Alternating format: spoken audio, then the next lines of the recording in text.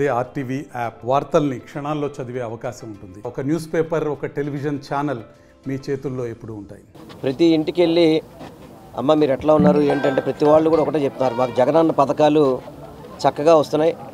ప్రతి ఇంట్లో కూడా పథకం ఉంటుంది. అదేవిధంగా అందరికీ కూడా ఇళ్ల స్థలాలు రావడం జరిగింది. కొంతమందికి ఏమో 35 కట్టించుకొని ఇల్లు నిర్మాణ స్టేజ్లో ఉన్నాయి, కొంతమందికి ఏమో సెకండ్ ఫేజ్ థర్డ్ ఫేజ్లో ఉన్నాయి. కాబట్టి అందరూ కూడా చెప్తున్నాం తప్పకుండా జగనన్న వస్తేనే పని జరుగుతుందని చెప్పిన వాళ్ళు కూడా చెప్తున్నారు. ఎందుకంటే గతంలో చంద్రబాబు నాయుడు మాటలు చెప్పాడు తప్ప ఎప్పుడు కూడా పనిచేసిన పరిస్థితి ఎప్పుడు లేదు. ఈరోజు జగన్మోహన్ రెడ్డి గారు మా అందరికీ కూడా ఇళ్ల స్థలాలు కేటాయించారు. తప్పకుండా మా సొంత ఇళ్ళ కళ నెరవేరుతుందని చెప్పి సంతోషం ఉందని చెప్పిన వాళ్ళు చెప్పడం కానివ్వండి, ప్రతి ఇంటికి కూడా పథకాలు వెళ్తున్నాయి. అదేవిధంగా పట్టాల రిజిస్ట్రేషన్ కానివ్వండి, వాళ్ళు ఇక్కడ చెప్పడం ఈ కంటికిలో దీన్ని ఒకదానికి పార్కు చేయమన్నారు. అది కూడా అధికారులకు ఇప్పుడే గ్యారంటీ చెప్పేది పార్కు తయారయ్యే విధంగా ఓపెన్ జిమ్ కూడా ఉండేట్టుగా దాన్ని చక్కగా రూపొందిస్తామని కూడా మీ అందరికీ తెలియపరచుకున్నాం. ఎందుకంటే ఈ నియోజకవర్గంలో కోట్ల రూపాయలతో రోడ్లు వేశారు, డ్రైనేజీలు రిపేర్లు చేశారు. అదేవిధంగా అన్ని రకాల అభివృద్ధి కార్యక్రమాలు జరిగినాయి, పథకాలు కూడా బాగా వెళ్తున్నాయి. కాబట్టి తప్పకుండా ఈ డివిజన్ నుంచి అత్యధిక మెజార్టీతో తప్పకుండా వైఎస్ఆర్సీపీ పార్టీ అత్యధిక మెజార్టీ వస్తుందని కూడా పూర్తి విశ్వాసం ఉంది. దానికి కారణం జగనన్న అమలు చేసే సంక్షేమ పథకాలు, అభివృద్ధి అని చెప్పని వాళ్ళ ప్రజలు చెప్పడం చాలా సంతోషంగా ఉందని చెప్పని మీ అందరికీ కూడా తెలియపరచుకుంటున్నాను. నేను దాదాపు 1 మంత్ అయింది ఇక్కడికి వచ్చి. 1 మంత్ నుంచి దాదాపు నా మీద 10 కంప్లైంట్లు ఇచ్చాను. నా మీద బోండోమ్ అనే వ్యక్తి భయపడిపోతున్నాడు.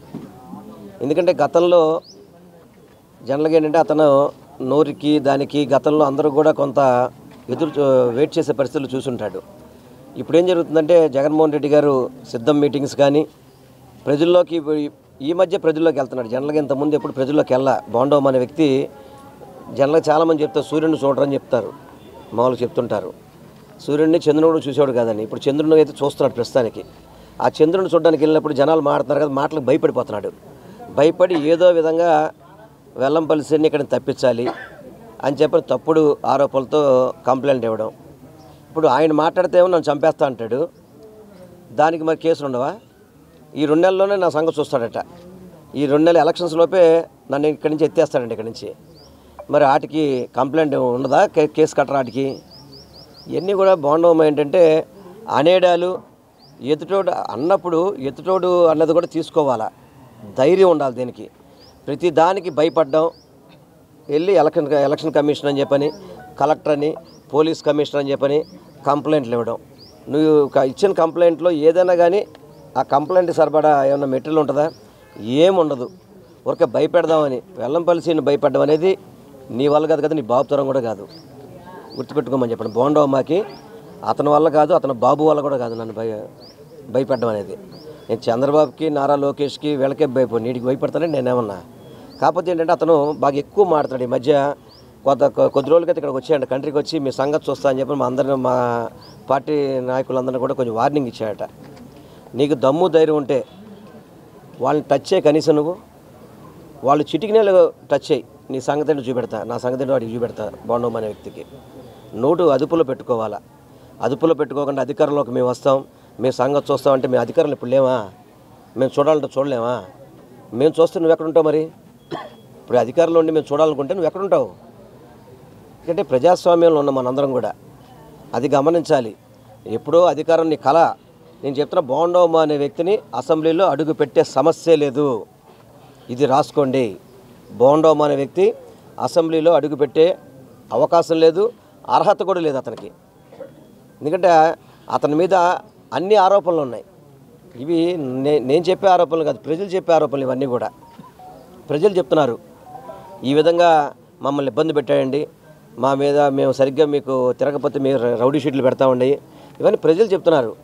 భయపెట్టి ఎన్నాళ్ళు మీరు రాజకీయ పార్టీ నడుపుతారు? మీరు ఈరోజు జగన్మోహన్ రెడ్డి గారి నాయకత్వంలో పార్టీలకు అతీతంగా మేము పరిపాలన చేస్తున్నాం. బోండోమ్ అని గుండె మీద చేసి చెప్పండి. తెలుగుదేశం పార్టీ నాయకులందరికీ కూడా పథకాలు రావట్లేదా? వాళ్ళ కేడర్ అందరికీ కూడా ఇళ్ల స్థలాలు రాలేదా? వాళ్ళ కేడర్కి పెన్షన్ రాలేదా? వాళ్ళ కేడర్కి అమ్మఒడి రాలేదా? వాళ్ళ కేడర్కి చేయూత రాలేదా? చెప్పండి.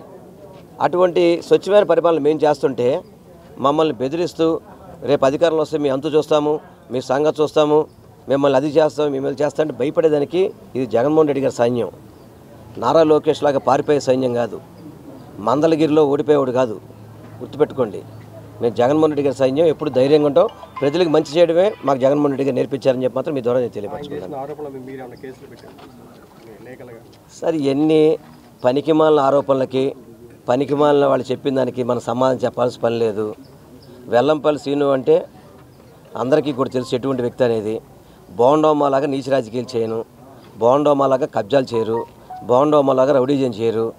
అందుకని ప్రజలు నాకు సహకరిస్తున్నారు. అది తట్టుకోలేక ఇష్టం వచ్చినట్టు మామూలుగా జనరల్గా చంద్రబాబుకి పిచ్చి వచ్చినట్టు ఈడు కూడా పిచ్చి వచ్చింది ఈ మధ్యకాలంలో. ఒకడేమో రక్తాలు పెట్టి రాస్తున్నాడు ఒకడు ఆ పక్కన. ఇప్పుడు నేను చంద్రబాబు నాయుడికి విధేయండి అంటాడు. విధేయండి అంటే రక్తం రావడం దేనికి? నువ్వు వెళ్ళి అడగలేవు సీటు కావాలని. నీకు సీట్ ఇవ్వడు, ఎందుకంటే నీ అన్నయ్య గెలవలే. ఇక్కడ నీ సొంత అన్నయ్య కార్పొరేటర్గా గెలిస్తే గెలవలేదు, నీకు ఎమ్మెల్యే టికెట్ ఏంటారు బాబు? దానికి రక్తాభిషేకాలు, రక్తాల్లో రాయడాలు అంటే నువ్వు ఏదైనా చంద్రబాబుతో మాట్లాడుకో వెళ్ళి. అంటే నిరసన తెలుపుతున్నావా? రక్తంతో రాయడం అంటే నీకు కెపాసిటీ లేదు, నీకు టికెట్ ఇవ్వడు. బుద్ధాయంకన్న అనే వ్యక్తికి టికెట్ ఇచ్చే పరిస్థితి రాసుకోండి కావాలి. ఇది కూడా ఆయన రక్తాలు తీసినా లోపల నుంచి కిడ్నీలు అమ్మినా అతనికి ఏమీ వచ్చే పరిస్థితి లేదు. ఇప్పుడు రక్తం తీశాడు, రేపు కిడ్నీలు తీస్తా అంటాడు.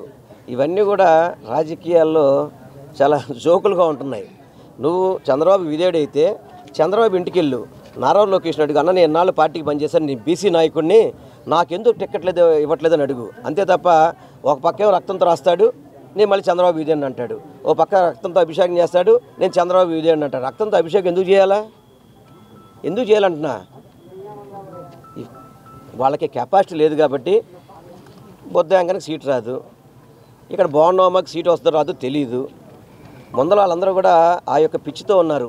టికెట్ వస్తుందో రాదో లేదు, టికెట్ వచ్చినా గెలుస్తామో తెలియదు, గెలిచినా పార్టీ వస్తుందో రాదో తెలియదు. ఇవన్నీ అయోమయంలో ఉండి పిచ్చెక్కి వాళ్ళందరికీ కూడా నాకు తెలిసి వీళ్ళందరినీ కూడా వైజాగ్ మెంటల్ హాస్పిటల్కి వెళ్ళి ట్రీట్మెంట్ చేస్తే బాగుపడతారో అనుకుంటున్నాను. అందరినీ ఒక రూములో పెట్టి తాళాలు వేసి ట్రీట్మెంట్ చేయాలి. కరెంట్ షాక్ ఇస్తే కానీ వీళ్ళు బాగుపడరు. ఎవరు కూడా తెలుగుదేశం వాళ్ళు కూడా, చంద్రబాబు మొదలు వీళ్ళందరూ కూడా.